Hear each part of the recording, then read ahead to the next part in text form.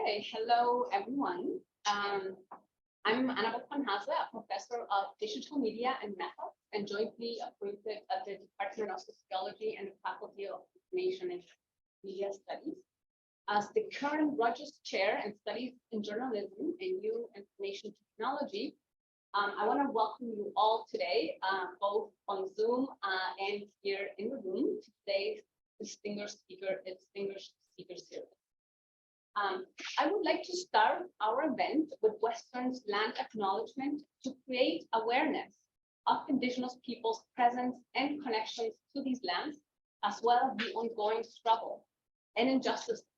So with great respect, we acknowledge that Western University is located on the traditional lands of the Anishinaabe, the Haudenosaunee, the Lenape, and the Chononton nations, on lands connected with the London Township and Sumner Treaties of 1796, in the dish with one spoon covenant with Lumpum Belt.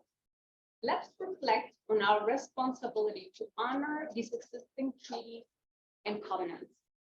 With this, we respect the long-standing relationships that Indigenous nations have to this land, as they are the original caretakers.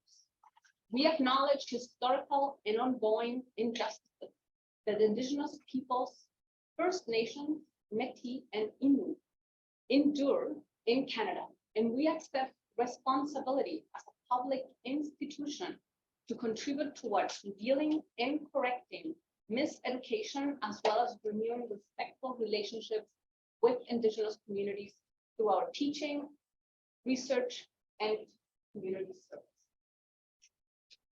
I would like to provide some information about the format of today's talk. I'll start by introducing our distinguished speaker, Dr. Phil Menczer. Then Dr. Menczer will give a 40 to 50-minute lecture, and that will be followed by a Q&A period. I will be moderating the Q&A both in the room as well as on Zoom. I'll do my best with this as well. So now that we have the logistics figured out, let me introduce our distinguished speaker.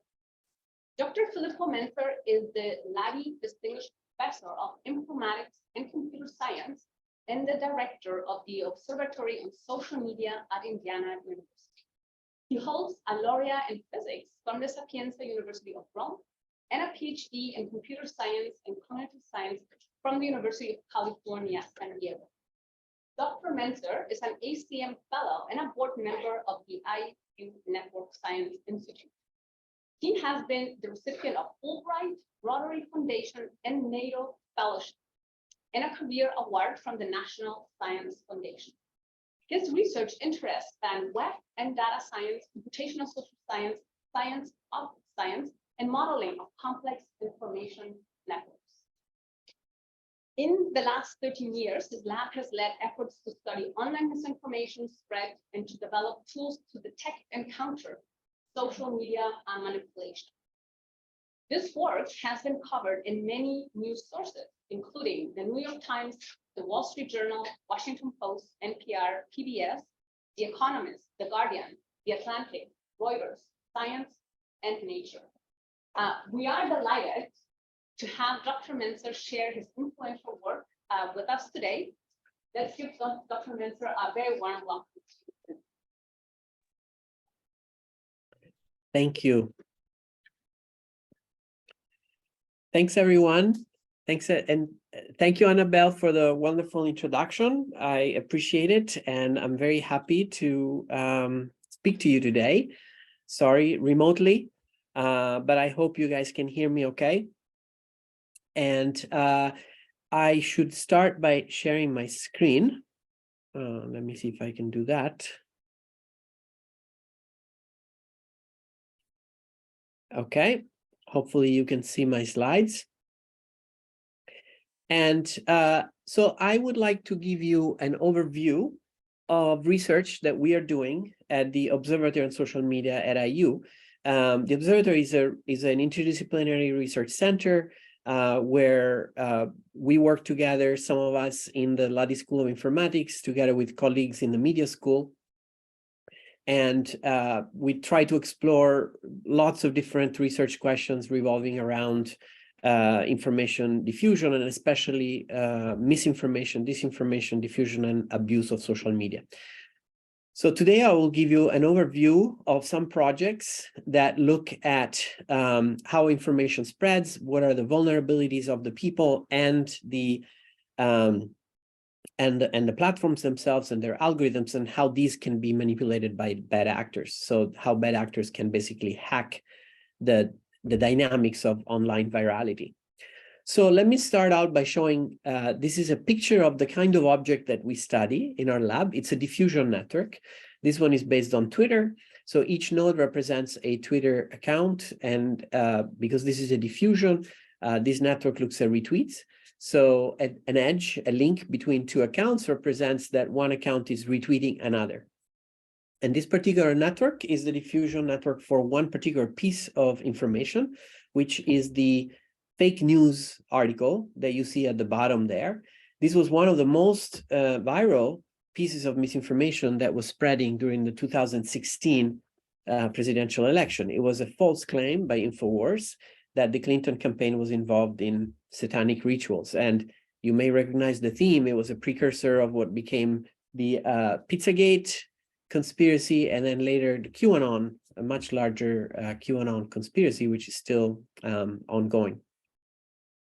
So a network like this tells us a lot. For example, it tells us who are the most influential users. Larger nodes here are the nodes that are retweeted many times. They have a large degree. So they are the nodes that have most influence in terms of other regular people that are shown here as blue dots being exposed to, in this case, this particular piece of fake news through those accounts. So you won't be surprised to know that those two large accounts are accounts associated with InfoWars and Alex Jones, its owner. But then we also see that there is a bunch of other accounts that also seem to be somewhat influential. They're a little bit more peripheral, but many people are exposed to this piece of fake news through these accounts. And you see that they're colored in red. So red here represents high likelihood that an account is automated.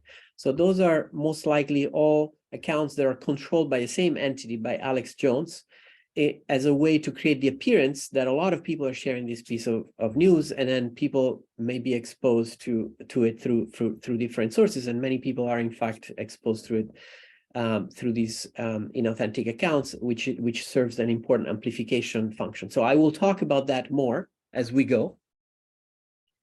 But I mentioned that this particular piece of news was one of the most viral one. So this is one particular piece of news. Now, what if you do the same analysis? You build a diffusion network for a lot of different articles. Some of them may be fake news, like in this example, or false claims, and others may be reliable claims from trusted sources, for example, fact checkers. And you see that the distribution of popularity has a particular statistical signature, let's say. Now, popularity here is measured by the number of tweets, but it doesn't have to be. You can measure it by the number of people or accounts who retweet or share something. You can measure it by the number of people exposed, which is a little bit harder to measure. You can measure it by the time during which a particular article remains in the system. And it doesn't matter, whatever measure you use, you find these kind of signature. This is something that looks kind of like a line on a log plot. It's a very characteristic signature of information spreading in social technical network. Well, it's a broad distribution, right? It's not a normal distribution. It has this very long tail. What it means is that although the majority of articles are not very popular, but there are a very significant non-negligible minority that can be very, very popular. That's what this long tail represents. So some things have the chance of going extremely viral. So this particular article here would be in the tail of this distribution. And surprisingly, these two distributions are very, very similar to each other, actually hard to separate, except for the fact that the fake news have a longer tail. So they have a higher probability for something to go extremely, extremely viral, as in this particular case. So what are the factors that lead to these typical virality patterns? This is not only for fake news, but for pretty much anything that circulates on social media. So one way to explore this question is to develop a model. We develop a lot of agent-based models. These are models that are very simplified versions of the world. They try to capture some of the essential features of a social media system. The fact that there is a network of users and that people can follow each other and that they can generate new content. And when they generate new content, this content, and also when they reshare content that they see from their friends, this content then is shared to their followers. And people have news feed, and things appear in this new feed in some order. It could be chronological or it could be algorithmic.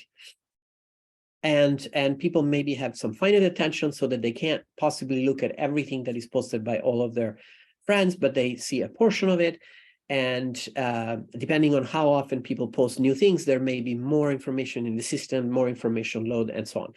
So we can capture lots of different characteristics, but in a system like this, even if you assume that messages are just random numbers, there is nothing to them, you will observe these characteristics pattern that I described, these broad distributions of popularity, if two conditions are met. One is that the network itself has to have a structure that is typical of the structure of social technical networks, so meaning that it has to have hubs and it has to have high clustering, communities with lots of triangles. If instead you have a random network, then you don't observe that kind of broad tail. And the second condition is that agents have to have limited attention. If you assume that agents have very, very, very high attention so that they can pretty much look at everything on their feed, then again, you don't observe this broad curve. But if you assume that people only look at a portion of what is posted by their friends, then you have these broad curves. So this means that these two ingredients, which are really common in all our social technical network, social media, whatever social media platform you use, that there is a network underlying it, and we have finite attention, then it is inevitable that some things are going to go viral. Not because they are good or interesting or better than anything else, but just a few things are going to go viral inevitably. So these are two important ingredients. One is the structure of the network, one is our limited attention, and both of them create vulnerabilities. So what I'm going to tell you is what kind of vulnerabilities that they create and how these vulnerabilities can be exploited. Okay, so I'm going to talk first about the network and second about limited attention. So in terms of the network, I have to take a slight digression to try to understand what are aspects of the structure of the social network that contributes to the viral spread. Okay, so let me first give a very short introduction for those of you who haven't heard about it before to the concept of simple versus complex contagion. Okay, so in a plot like this, on the x-axis, we have the popularity of some message. It could be a meme, an image, a link to a news, whatever you want. And so on the right, in this gray area, we have the most viral memes. And on the left, in this white area, we have the non-viral memes. And again, I use meme as a very general term to mean any piece of information that is spreading. Could be a hashtag, a link to an article, whatever you want, a phrase. And the very great majority, as we showed before, are in this area. And the few viral ones are here. So look at the black curve, forget about the other curves. So the black curve is basically the number of times that someone has to be exposed to some message before they decide to reshare it. And so for the majority of cases, of non-viral cases, this number is high. So generally people see something several times and then they decide to reshare it. However, for the very few things that go super, super viral, people can reshare it even after seeing only once. So this regime here is what we call simple contagion because it looks like viruses, like the way that diseases are transmitted. Every single contagion could transmit the disease, as every single contact, could bring a contagion. Whereas here, this is the way that most ideas and behaviors share. This is called complex contagion, that usually you have to be exposed to something multiple times. So this is a big difference between the ways that epidemic, of diseases spread, a single sneeze or a handshake could transmit the virus, versus the ways that ideas are shared, complex contagion. So now you're going to ask, what does this have to do with the network? Well, it turns out that communities play a very important role in complex contagion for essentially two reasons. First one is social reinforcement. What does that mean? Well, I mentioned that inside communities, you have lots of triangles. You have high clustering coefficient. So let's imagine that in a community like this with lots of triangles, as you say here, the friends of your friends are your friends, right? That's what these triangles represent. Now, let's suppose that there is a single reshare event. So this black node reshares something from this black node. Now, because these two nodes are involved in many triangles, there are a lot of nodes, these colored nodes here, who are going to be now exposed to the same piece of information twice instead of once, because even though there was a single resharing event. So if there is a second resharing event, all of these people are going to be exposed 3 times and so on. So that means that inside a community with high clustering coefficient, with lots of triangles, it is very easy for people to have multiple exposures. Lots of people get multiple exposures. These triangles create an amplification by which, under complex contagion conditions, it is very easy for things for people to be exposed to something multiple times and therefore reshare it. So that's why things spread very, very fast inside these dense communities. The second point is homophily, the tendency of people to connect to others that have similar opinions. So very often the communities that we observe on social media are composed of people with similar opinions, for example, political opinions. And so if somebody shares something, somebody else will tend to agree and will be more likely to reshare it to signal their agreement with it. So there is also this kind of social bias of wanting to show to the community that they agree with something, or that they are outraged by something, or that they like something.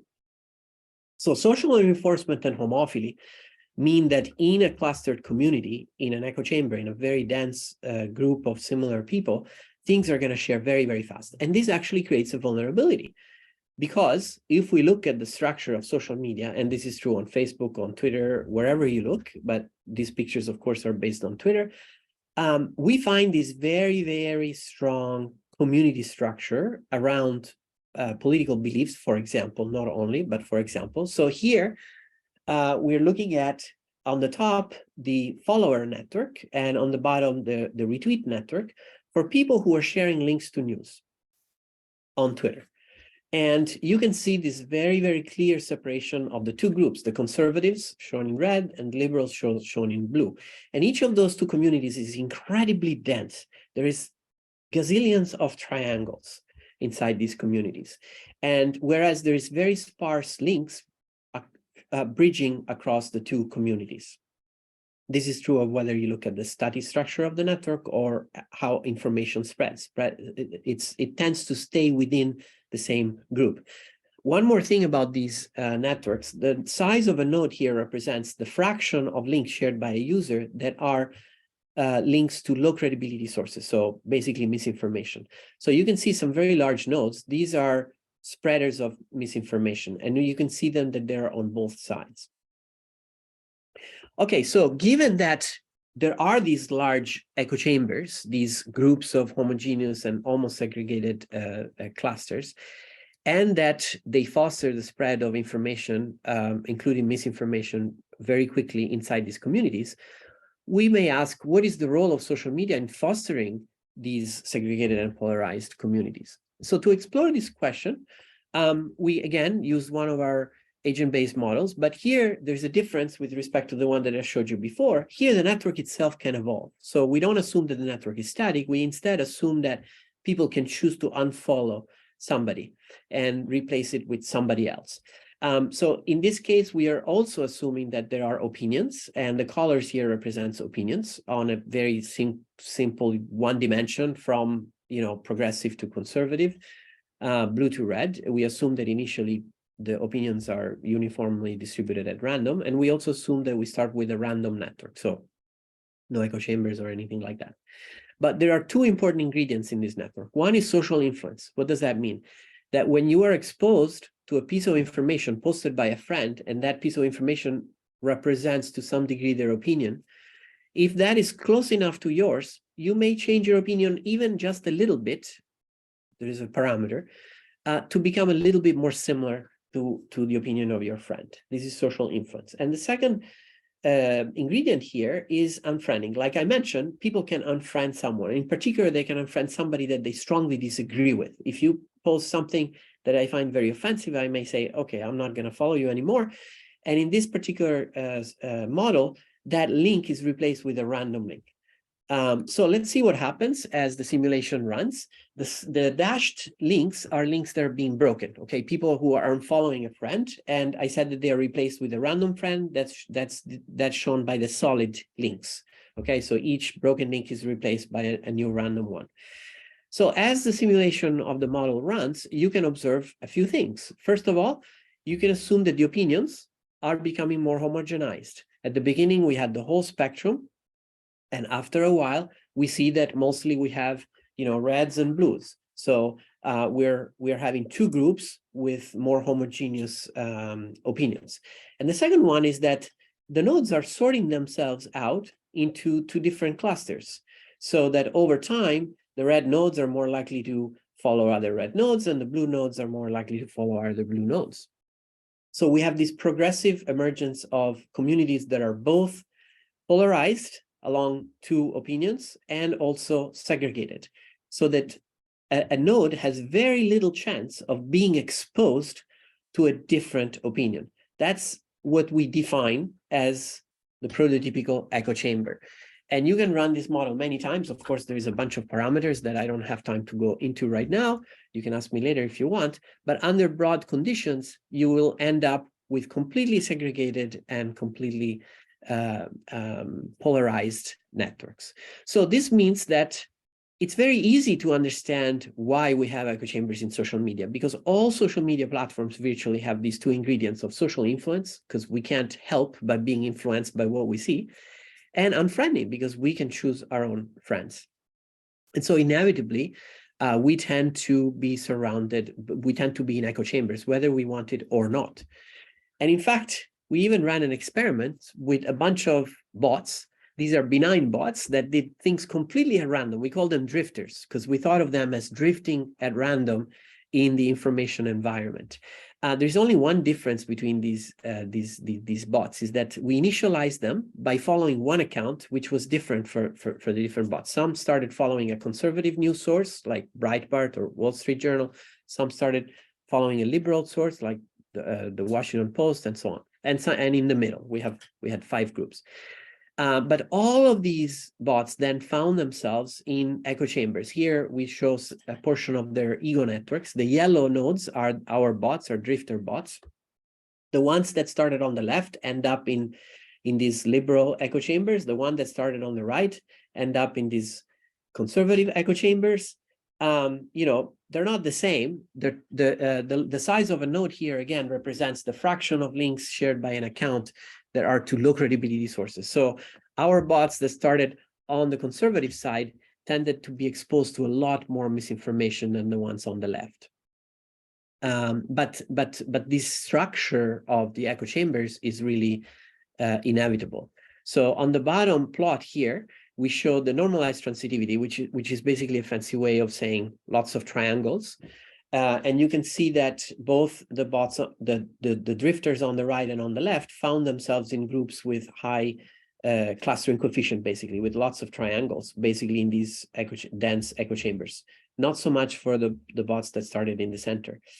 But of course, even though there were echo chambers on both sides, the ones on the right tended to have a lot more misinformation. So misinformation spreads a lot inside these partisan echo chambers. In fact, this is another view of, this is not based on these drifter bots, but on a broader data analysis on Twitter of people who share links to news.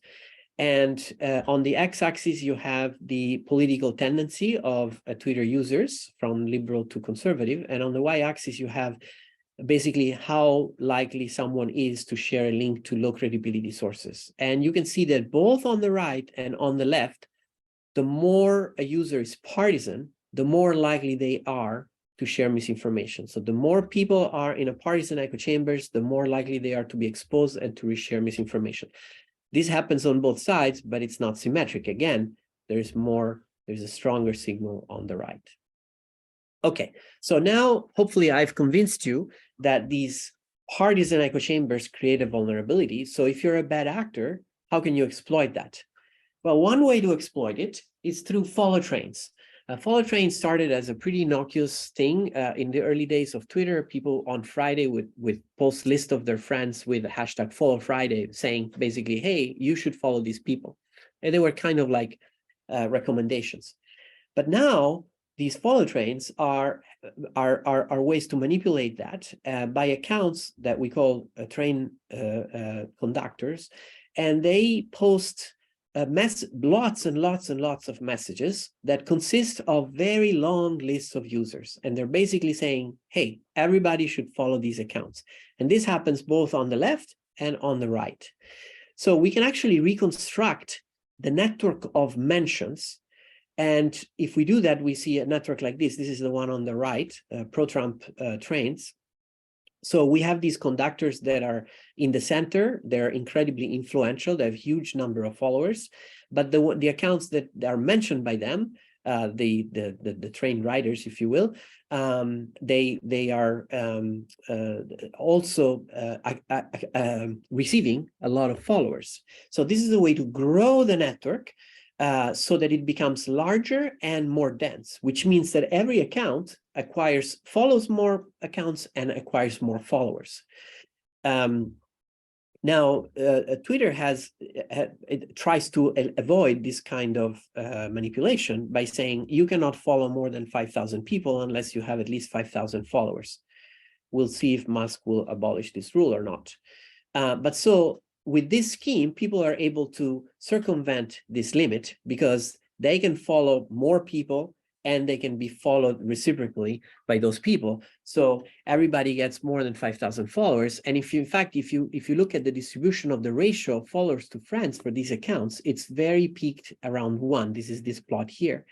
That's because people follow more and they get followed more, and they keep that ratio very close to 1. It's a way to maximize everybody's influence inside the same community.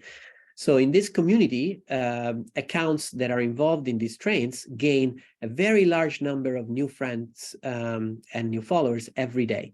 They follow huge numbers of people, hundreds, even up to hundreds a day, and this is much higher than a baseline made by politically active accounts. And it's true for both the riders and the conductors. And furthermore, accounts that are mentioned in these train tweets gain a lot of followers. So this plot here on the right shows you on the x-axis the number of followers before an account is mentioned in a train tweet, and on the y-axis after. Okay, so the diagonal means the same. So most points are to the left of this diagonal, but this is a log-log scale. So these are really huge differences. In fact, the median is an increase of 600% in the number of followers. So by just participating in these accounts, you immediately gain a huge number of followers. So if I'm the bad guy, all I have to do is create a bunch of fake accounts and then list them, and all the people in the community will follow them. And also I can make those fake accounts automatically follow every account that is mentioned by one of these train accounts. Because you're following only people that are aligned with you. And so every time you see somebody mentions in a tweet, you automatically follow them. So this is very easy to, this kind of abuse is very easy to automate. All right, so this is an example of how the structure of the network can be hacked through these echo chambers. And now let me talk about engagement. All right, so let me start with a new modification of the model that I showed you earlier. In the model that I showed you earlier, agents would retweet messages, but these messages had no feature. They were just like random numbers. Now let's add a new ingredient where we assume that messages have a value, a quality. Now this quality could represent anything you want. Think of reliability of some information or relevance, whatever you want. And the idea is that people prefer to share high quality information, and they are able to detect high quality information, and they're more likely to reshare it. So now what we expect is that not only just like before some things go viral, but the higher quality messages are more likely to go viral. In other words, we expect a correlation between quality and virality. Do we observe it? Well, it depends. Here are some scenarios. Let's look at the scenario on the left first.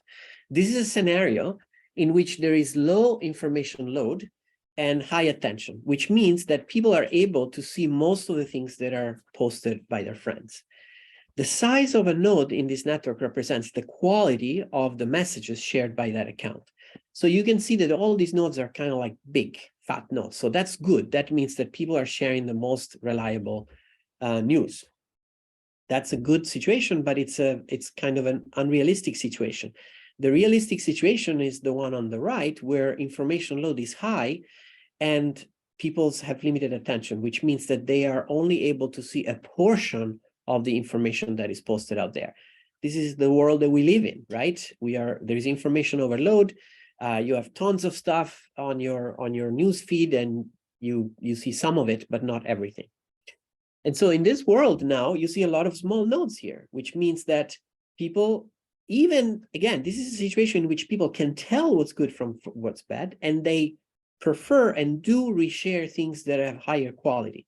Despite that, because of the information overload, they are going to reshare a lot of low quality information, as shown here by the small nodes. So basically, this means that even if people are focused on quality, just because of the network having so much stuff, a lot of low quality information will go viral. In this situation, there is a very small correlation between virality or popularity and quality. So this is one vulnerability of the system because of the information overload and limited attention. Now, in this model here, I assumed that things are sorted chronologically in the newsfeed. Okay, so this is a model in which there's no algorithmic ranking. Now, what happens if you add algorithmic ranking to the mix? So here is a variation of the model in which we have a knob, which is this x-axis. At one extreme, we have just algorithmic ranking. Sorry, I take it back. Let me correct what I said. In this model, we assume that there is a knob where the system, the algorithm, can distinguish quality and can either rank things by quality or by popularity. So an engagement-based algorithm is something that will tend to amplify, to show to the top of your feed things that a lot of other people are sharing. So this is engagement-based ranking. On the left, instead, we assume that the system can tell what are quality sources, and those will be ranked higher. So on the x-axis here, we have this knob here that can be controlled, okay? And so on the y-axis, we have the average quality of all the messages that are spreading in the system. So what we observe is that the higher the engagement bias of the ranking algorithm, the lower the average quality of information in the system, okay? So this is a very clear signal. Here, engagement bias by ranking algorithms actually amplifies low quality information. It basically amplifies noise in the system. Here, we're not assuming that there are bad actors. We're just assuming that some stuff is lower quality than others. And some of it will go viral, and then the algorithm will amplify that. So there is a narrow exception here. You can see this yellow ridge here. So this means that for a specific narrow range of the value of attention of the individuals, a small amount of engagement bias actually brings a small increase in average quality. This is what we all know by wisdom of the crowds, okay? It means that if we can pull signals from a lot of people who are sharing something, maybe that means that that is good. And so if the algorithm then shows that to more people, now this can more quickly show quality information. But this is only true in a very narrow scenario and for moderate amount of engagement bias. If you have more engagement bias, eventually the quality will go down. So this is another source of vulnerability, the algorithmic bias in the presence of limited attention the engagement bias will further drive quality down, which means it will help low quality information to spread virally. Okay, so this is the effect from the point of view of the platform algorithm. What about from the point of view of us, the users? Because we are also influenced by these engagement signals, right? When you go on YouTube, YouTube will tell you this video has been watched by 10 million people. So it's very hard to resist, right? And when we're on Facebook and Twitter and TikTok, right? There is this huge role. They tell you like how many people have watched this video or shared or liked this post. So to explore the effect of that on the users, we used an app called Fakey developed in our lab. This is a game. It's a game designed to do media literacy, right? So it mimics a news feed of a platform like Facebook or Twitter, and it shows articles. Some of these are from mainstream sources. Some of them are from low credibility sources, and you get points by doing the right thing, right? By sharing or liking quality stuff and by labeling suspicious stuff for fact checking. So in this game, we ran an experiment where we manipulated one variable, which is this number of times that people have liked or shared an item. So users, the players, see this number, and this number, we drew it from a realistic random distribution. So we drew it at random from a realistic distribution.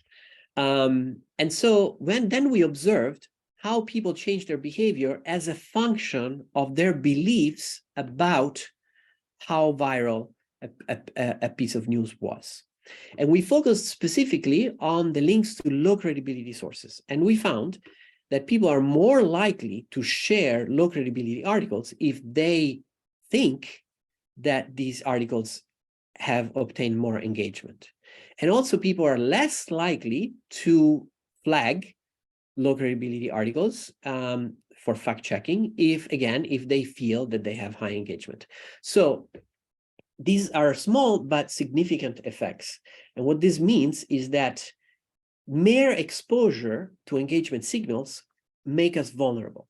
All right. So basically we have a vicious cycle here because our bias towards high engagement stuff makes us want to pay more attention to things that seem to be more popular. The algorithm itself does exactly the same. When it looks like many people are sharing something, the algorithm will show it to many people. So if you can somehow hack this, if you can create the appearance that a bunch of people are sharing something, the algorithm will pick it up, will show it to more people. People will say, oh, this is shared by a lot of people, even though these are maybe, this is not the truth, it's just the appearance.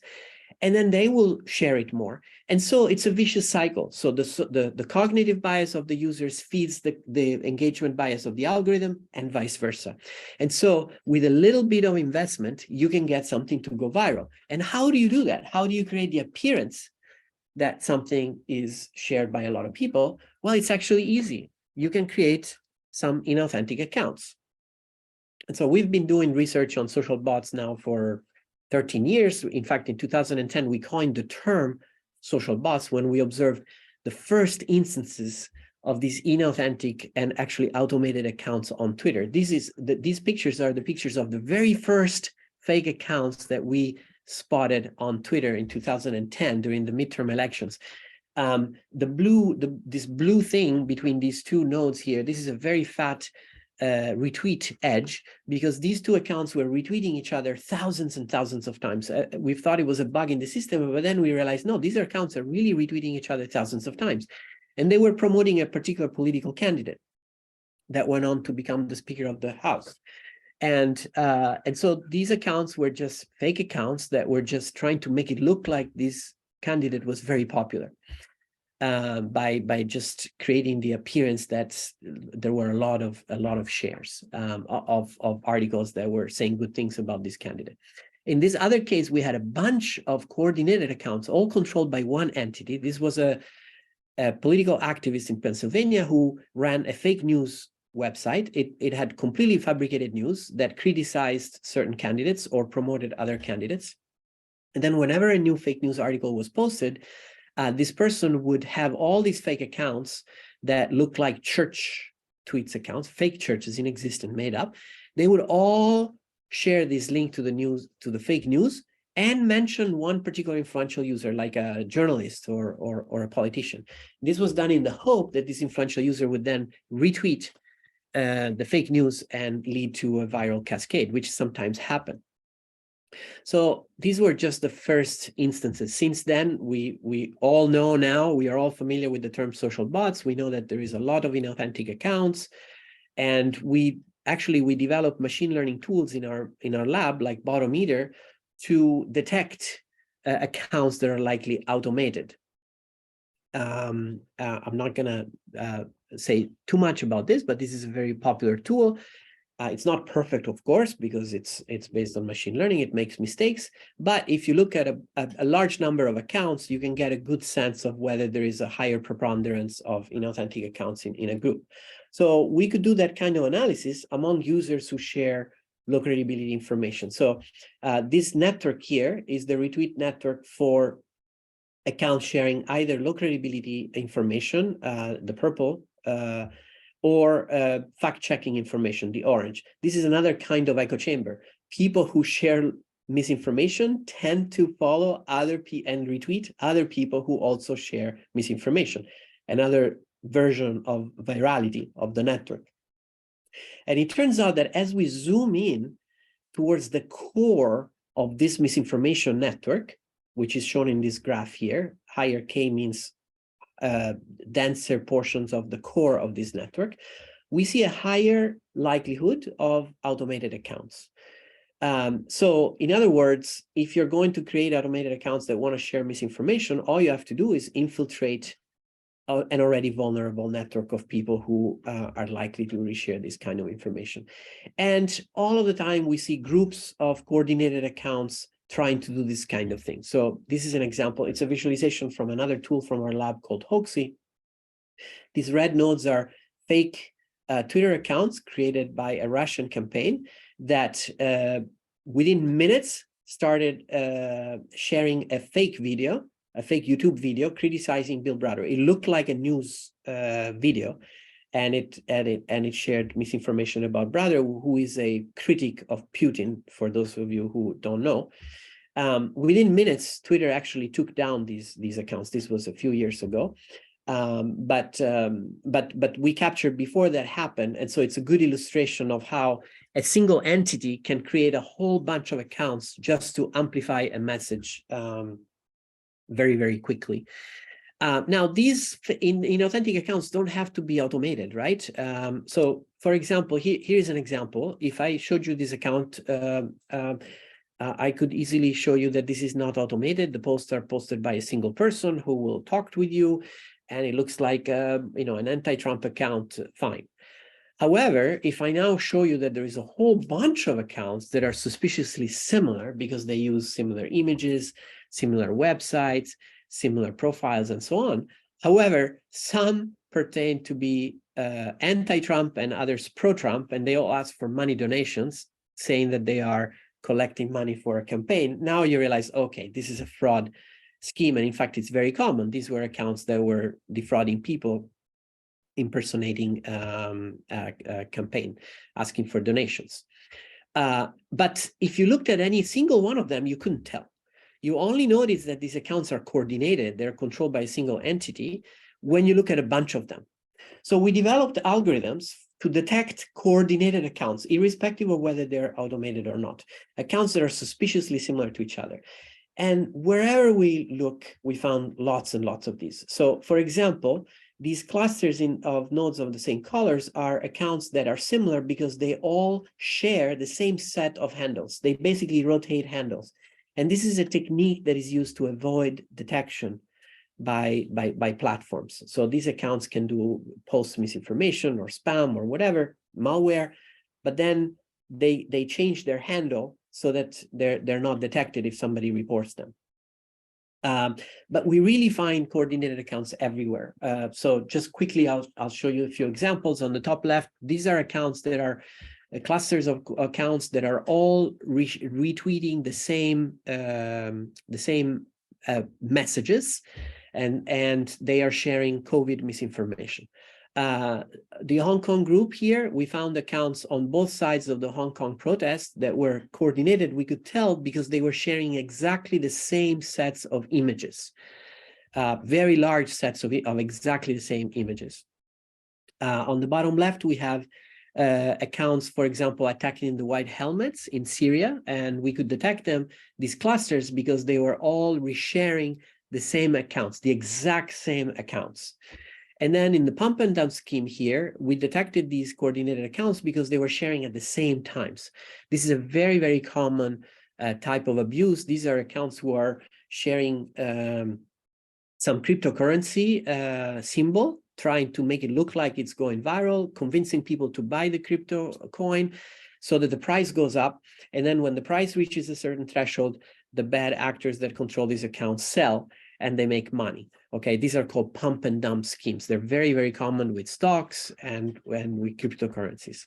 And then finally, in the realm of politics, we see accounts that post exactly the same messages or exactly the same hashtags or the same sequences of hashtags. And this can happen by hacked accounts, or there are many people who donate their accounts to systems that will then tweet on their behalf for campaigns. And so that's what we see at the top here. These clusters, these are all accounts that are run by a particular app that will post on their behalf. This is done by political candidates. Or sometimes we have people who are paid to post messages. So for example, there was a case that we analyzed and was covered by the Washington Post of a bunch of teens that were paid, basically they were a troll farm in Phoenix. They were paid to copy and paste messages from a Google Doc into onto Twitter and Facebook, and they got paid by the tweet. So some of them generated fake accounts and then posted the exact same content, so we could reconstruct these networks. Not only on Twitter, by the way, we observed this on all platforms. Here's an example from Facebook. These were accounts that were Facebook pages that were posting misinformation about COVID. And we could detect them because they were showing the exact same sequences and sets of links to the same sources.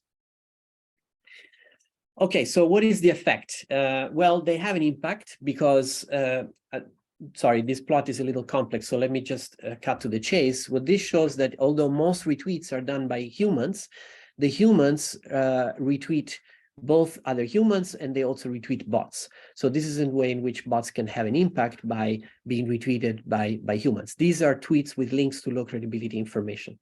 So what strategies can bad actors use in controlling these inauthentic accounts? So one thing that has been observed empirically is that bad accounts that tend to follow influential users in the hope that then their messages will be viral. So we've observed some cases of this. For example, yellow node here, this was a fake account that was retweeting messages from news sources that mentioned Trump and, sorry, not retweeting, but responding to it with a link to a fake news source. This was a false claim that illegal immigrants had voted for Clinton, and this is why Trump had lost the election. This is a way to get Trump's attention, and sure enough, it worked. And then Trump at some point repeated this false claim.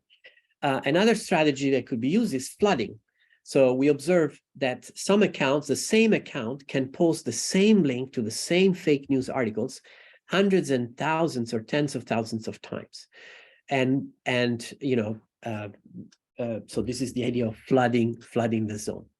And here is a way that bad actors can actually hack this system by flooding. And because, of course, Twitter has some rules against this, and they can circumvent these rules so one of these rules is that an account is only allowed to post at most 2,400 tweets per day. And so we observed tweets that were posting and then deleting those posts, and then posting and deleting. And in this way, they were able to circumvent the rule. So if we looked at the sum of the post tweeted by an account in one day and the post deleted, we could see, we found many accounts that were going beyond this 2,400 limit. Some of them were posting and deleting hundreds of thousands of messages per day. And some accounts did that on a daily basis. So we would find accounts that every day would post and then delete tens of thousands of messages. So here are some examples of what bad actors can do. You can control a bunch of accounts. One account posts something, and then like, I don't know, some spam or whatever, and then a bunch of other accounts that you also control like and then unlike the same message multiple times. So each of these network is a case in which the peripheral nodes are liking and unliking the same tweet many times in a single day. And then at the end of the day, the original tweet gets deleted. So all the likes are automatically deleted, and there's no trace that happened. Now, of course, in the meanwhile, that has affected the ranking algorithms of the platform, so that these messages may have been trending and many people are exposed to them, but there is no trace that this has happened at the end of the day. So this is a way in which we can hack the system, we can flood the system. So we also build models, and I'm approaching the end of my presentation. We also build models to explore what kind of tactics could be most effective if an entity controlled a bunch of inauthentic accounts. And the most effective tactics is to infiltrate a community. So on the left, we have a bunch of inauthentic accounts that are trying to influence a community, but they are kind of peripheral and they have a limited effect. Light colored gray nodes here represents accounts that are still mostly sharing high quality information. But in the scenario on the right, the inauthentic accounts have infiltrated the network. And now a lot of the regular accounts are darker color, which means that they are sharing more low credibility information that originated from these inauthentic accounts. So this is just a visual illustration. Here's a more quantitative analysis that shows us the same thing. On the top left, on the x-axis, you have this infiltration level, how well the inauthentic accounts can infiltrate a network and get followed by regular users.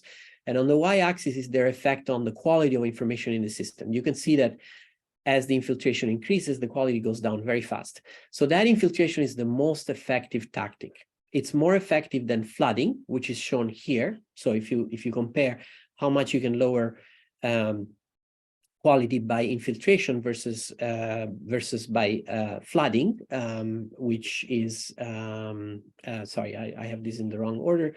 But yeah, flooding is theta here. Theta here. You can see that infiltration does more harm. Okay, we can do more. The bad actors can do more harm by infiltrating the network than by flooding the network. And then finally, posting messages that are very viral, that people are likely to reshare because they are higher engaging, for example, high novelty, has the least effect. Yes, it has a small effect. This is the parameter phi here, but not a very large effect. Okay, one other thing that we could tell with this model is we look at targeting. Does targeting work? Is it a good idea for the bad actors to target highly influential nodes? And the answer is surprisingly no. The bad actors can do more damage, lower quality, by just targeting users at random. When they focus on subsets of accounts, for example, the highly influential ones or even highly partisan ones, actually the quality on average goes up a little bit because the bad information tends to be concentrated among the bad actors. It doesn't spread as much. And then if they focus a particular community, a particular echo chamber, let's say only the liberals or only the conservative, and then they're less effective because the information, the low quality information remains concentrated in those communities. This is why, if you remember the 2016 campaigns by Russia, right, they targeted both conservative and liberals, not equally because the messages were more effective on the conservative side, but they targeted both sides. They knew what they were doing. Okay, so that's the end of my results. Let me just summarize. Network community structure, complex contagion, echo chambers, limited attention, engagement bias, and so on. These all affect online virality. And bad actors can turn these factors into vulnerabilities that they can exploit. They can hack them to amplify misinformation and manipulate opinions. This is a shameless plug to my textbook on network science, but the most important slide here is to acknowledge my collaborators, especially my students. I'm very fortunate to have amazing students, postdocs, and colleagues and they have done all this work. Of course, it's not me. And I'm also thankful to our funders. So thank you so much. Sorry I went a little bit long. I hope there is a little bit of time for questions. Well, thank you so much, Bill, for sharing Thank you. all the networks. And before too much misinformation spread, it was not a car door. I should say that. It was my dog. So I injured my finger. And I'm actually not allowed to type. So if you email me and you don't hear back from me, I'm not ignoring you. Engagement will happen soon. So with that, I want to open the floor for questions, maybe online or in person. Yeah.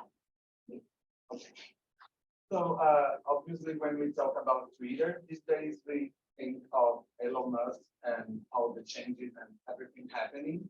And I don't know, I'm not sure how much of this situation can be improved or changed by Twitter's internal policies. But I wanted to know, how do you view the possibilities of change for the better or for the worse during so changing, so crazy scenario for the company? That's a big question. Yes, there are lots of changes. For what we can see, most of the changes are going in the wrong direction. For example, Twitter was actually doing a somewhat reasonable job at moderating the platform. For example, they were very aggressive towards inauthentic accounts, towards bots. And we noticed very often that we would find bots and then they would be taken down quite quickly. And of course, Musk has fired a very large, either the great majority or the entirety of the teams dealing with enforcement of their own community rules. So of course, enforcement has become much weaker and lapsed. Furthermore, Musk has changed some of their safety rules. For example, they've reinstated a lot of super spreader accounts that in the past had posted a lot of not only misinformation, but also dangerous misinformation, including about COVID and vaccines, and also accounts that had been suspended for violating rules about hate speech. A lot of these accounts have been restated, and unfortunately, this is not happening only on Twitter, but also on Facebook, I must say. So we observe a general trend towards loosening moderation rules. So I think this is going in the wrong direction. I will also mention that Twitter, another thing that Musk is doing is that, as I'm sure you all have heard, is that they seem to be making changes to the API, removing free access to the API, which will hurt research. A lot of the research that we do here will not be possible without extensive access to the Twitter API. So Twitter is going from being one of the best platforms to being one of the worst platforms in a short time, unfortunately. I will say that their moderation are never perfect. We have many examples in which even when platforms had good moderation community standards, those were not enforced or they were not enforced equally or sufficiently. And so we would observe many cases in which either researchers or journalists would point out accounts that were clearly in violation, but the platforms were not taking them down. And in some cases, this was due to political bias, because platforms were afraid of being accused of political bias, even though our work that I haven't presented today and others have shown that, yes, there is political bias on platforms, but it tends to be towards the conservative side, in favor of the conservative side and not the liberal side. That's for another presentation, if you're interested. So I will say that despite the fact that the rules, that enforcement was not perfect and moderation needs to be improved a lot, it did help. We know this because prior to the 2020 election, both Twitter and Facebook changed, for example, their ranking algorithm, and they de-emphasized engagement and emphasized quality. And as a result, in the period immediately preceding the election, there was much less, this was found by multiple researchers, much less low credibility information that was spread. But the platforms lost money because, you know, the reason why they're using engagement-based algorithms is because they keep people on the platform longer and they make more money from ads. So immediately after the election, they switched back. They turned that knob back towards high engagement. And then we observed that there was more misinformation. So yes, moderation practices work. They're not perfect, but they work. And there's a lot of research right now by our group and many, many others that are trying to look at what kind of interventions, what kind of moderation tactics are most effective, and also may hopefully have fewer undesirable side effects, because something may look like a good idea, but then later you realize that it has some unexpected negative consequence. So there is a lot of work in that area right now and looking at specifically what kind of interventions work best. There is some evidence, for example, that nudges tend to work quite well. We are exploring the idea of friction in connection with learning about community standards, and preliminary results with our model suggest that that would be a very effective strategy. But there is a lot of work in this area. Great, thank you so much. Yes, thank you so much. Very informative talk. I'm a big fan of it. So if I understand you correctly, out of the three factors, novelty would be the least important. And if I understand you correctly, you're studying roughly what is done with the message, as opposed to what the message is about. So my question might seem a bit provocative, but if you could confirm, does it really matter what is being said and how it's being said at this point? Do you think there is further work in research at looking at the content of the message? Because from the way you're presenting it sounds like it's more important whether it's being propagated in the flood tactics or how much they actually infiltrate. Is there still worth looking at the content and how it's being said? Okay, I am so sorry, but I cannot hear the questioner. Probably you're far from the microphone. I could not understand anything. Could somebody closer to the microphone summarize the question for me? I'm really sorry. I didn't mean to interrupt, but I was trying to, but I couldn't understand. Can you hear me better now? Yes, thank Oh, you. good. Well, thank you so much for the talk. I'm just going to repeat what I said. So the three factors we talked about, the tactics that bots were using, the flooding, the infiltration, and the novelty. You clearly said that novelty is the least effective way of spreading information. So does it imply that the content of the message or the way the content is being portrayed is no longer as important because you're placing so much value on what is being done with the message? And full disclosure, my research is mostly about how people are saying these messages and what the content of it is. Is that the right message I'm getting out of it? That it's more important to see what's being done with the message rather than how it's been conveyed. Got it. Thank you. Thank you. That's a great question. Thank you so much. I did not mean to imply that content does not matter. In fact, you can see that it does, and that by boosting the engagement of the messages, you do get a reduction in quality. We just wanted to compare these different tactics to get an idea of the relative effect of them, because we know that all of them work, but we don't know to what extent.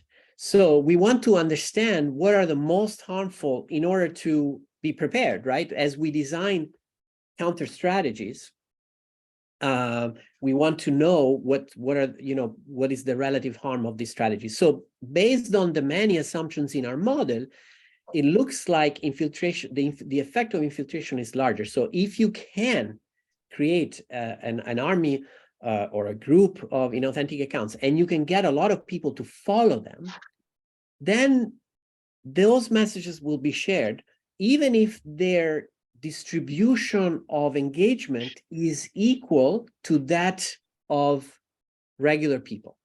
Okay, so that's what that says. On the other hand, if you fix the infiltration level and just change the engagement knob so that you increase the chances that people will reshare a message that is highly engaging when they are exposed to it, then also in that case, that stuff will go more viral. But the relative effect, the difference, the percentage, let's say, decrease in quality is not as large. So this is not to say that content does not matter. It just means that the range of effect that is spanned by this strategy is not as large as the range of the effect that you get from infiltration and even flooding. The reason why we focus on this, because there was a very, very highly influential paper in Science a few years ago by Vasugi, Sinan Aral, and others, that compared the virality of messages that had been fact-checked by fact-checkers, those that have been confirmed versus those that had been debunked. And they found that those that had been debunked were more viral. And they tried to look at the effect of bots. They tried to see whether the fact that there were some bots that were amplifying these messages could explain it. And their conclusion was that no, that the effect of bots was not so important. So then they hypothesized that quality, that novelty in particular, was a big factor, that it's not because these fake news messages were amplified by bots, but it's because people can create fake news that are very novel and therefore engaging. But in their analysis, they were not able to look at the amplification effect of bots. They only were able to look at messages that were initially posted by bots, and they excluded those. But in fact, we know that a message can be posted by a regular person like Alex Jones, and then they can be retweeted by an army of bots. That's the kind of amplification that we are studying in our model. And that could not be captured in the empirical data that was studied in the particular model. So that's why for us, it was quite important to compare the amplitude, the size of the effect of novelty versus the side of effect of potentially bad actors. And this helps us understand that, yes, we have to control quality, but we also need to go after inauthentic accounts. So it is important for platforms to police the network and to remove inauthentic accounts, because these inauthentic accounts can basically suppress legitimate speech. So that's what the reason why we put a lot of emphasis on that. But this is not to mean that content does not matter.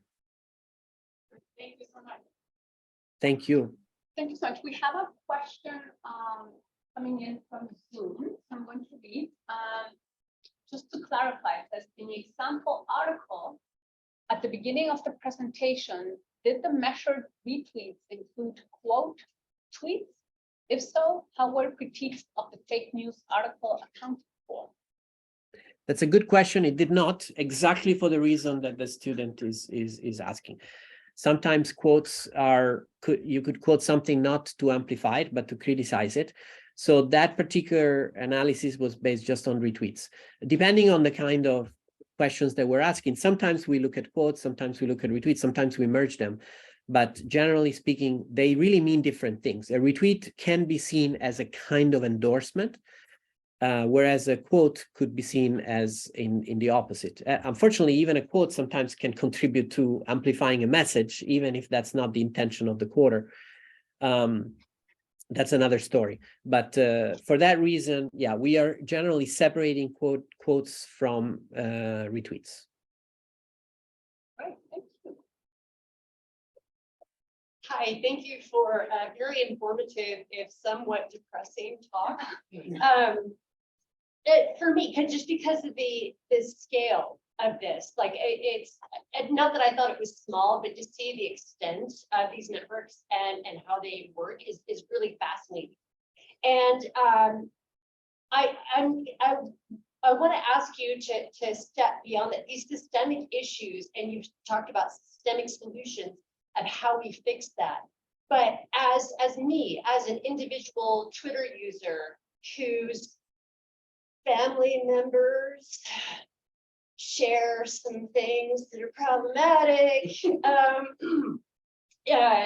Are there suggestions that you've seen of how at an individual level, someone could, even at the minor scale, help to counteract some of this that's happening? Yeah, that's an excellent question. I get asked it a lot. I have to say that this is not really the focus of our research, so I am not an expert, but I can give you an answer based on research by others, because this question has been explored a lot. And what I understand from the literature is that the natural tendency that we have to simply disagree or tell people you're wrong, or even point people to the evidence and saying, here's proof that you're wrong, or this shows you that you're sharing a source that is sharing complete lies and misinformation. From what I know, the literature suggests that these methods tend to be counter-effective because people have very, very strong social and cognitive biases. And when they are confronted with facts that contradict their belief system, very often it is easier for them to discount these facts, which entrenches them further, than it is to change their entire belief system, because you're basically saying this source that you trust is not to be trusted. And so that's a very big step for somebody to do cognitively, because that means that a lot of things that they believe all of a sudden become not true, and they have to rebuild their entire belief system. This is a lot to ask of a person. So we may think, oh, we're just talking about this particular thing. This particular drug is not effective for COVID. But really, the way that they're perceiving this is they're saying, well, this person is telling me that everything that I believe is wrong. Most likely they're wrong. They are biased. They are the ones who are misinformed or brainwashed. So that's why these techniques generally don't work. What tends to work better, but of course is much harder, is to have a lot of empathy and to find points of commonality with someone, and to show that, in fact, you are not so different. You're not from different tribes. You have similar concerns. Show that, convince them that you believe that they're a good person. They're not stupid. They are, they have legitimate concerns. And once you gain the trust of this person, and once you have points of commonalities, then you can have a conversation where they will not feel threatened, where it will not feel like a disagreement means that they have to reevaluate their entire belief system. That works, but it's much, much, much, much harder to do. And honestly, very few of us have the time to do that. Of course, another technique that works is to remove, if this is feasible, depends, of course, in the situation. In most cases, it is not feasible, but is to remove the person from the source of misinformation. If a person is watching the news all the time and is watching one particular channel, for example, that turns out to have a very strongly aligned political message, you're not going to convince that person to stop following that news and start following another news. But maybe finding ways that that person perhaps can spend less time watching the news and focus on other things that may lower the level of the strength with which this person gets their beliefs reinforced every day with every minute that they spend looking at TV's channel or reading a particular news source or whatever. But of course, again, these are very difficult things to do, so it is a serious problem. Thank you so much. Okay, thank you.